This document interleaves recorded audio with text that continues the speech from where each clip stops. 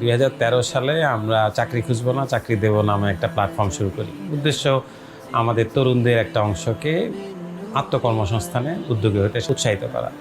সেরকম কয়েকজন তরুণকে আমরা পাই, যাদের মধ্যে আরমানের কথা আমার খুব মনে পড়ে যে 2015 সালে তারা নিরাপদ খাদ্যের জন্য একটা আন্দোলন শুরু করে। আন্দোলনে নেই বলবো আমি এই জন্য, কারণ ওই সময় আমাদের সব কিছুতে ভেজাল ছিল মাত্রাতিরিক্ত।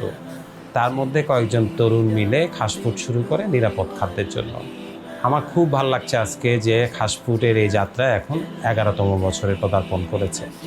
এবং শুধু যে 11তম বছরে পদার্পণ করেছে তা না, তারা এখন অনলাইন থেকে ছড়িয়ে রিটেইল আছে, সারা দেশে 26টা আউটলেট আছে, 25টা ট্রেড আউটলেট আছে, ভোক্তাদের কাছে খুচরা জিনিসপত্র নিয়ে যাচ্ছে। এবং আমিও তার ভোক্তাদের একজন, যেহেতু আমার পরিবারেও আমরা তাদের খাদ্য সামগ্রী ব্যবহার করি, কিনি। তো 11 বছর পূর্তিতে আমি জেনেছি যে খাসফুডে 11 দিন ব্যাপী 11% ছাড়ের একটা বিশেষ অ্যানিভার্সারি সেল হচ্ছে। যারা খাসফুডের নিয়মিত ক্রেতা তারা তো বটেই, অন্যরাও আমার মতো ট্রাই করে দেখতে পারেন যে খাসফুড থেকে যদি আমি আমার নিয়মিত আমার খাওয়া দাওয়ার জিনিসপত্রগুলো যদি কিনি, তাহলে সেটার মান কেমন, কিভাবে আমি সেটা ঘরে বসে পেতে পারি, এবং কিভাবে আমি সেটাকে আমাকে সুস্থ রাখতে খাসফুড আমাকে সাহায্য করতে পারে।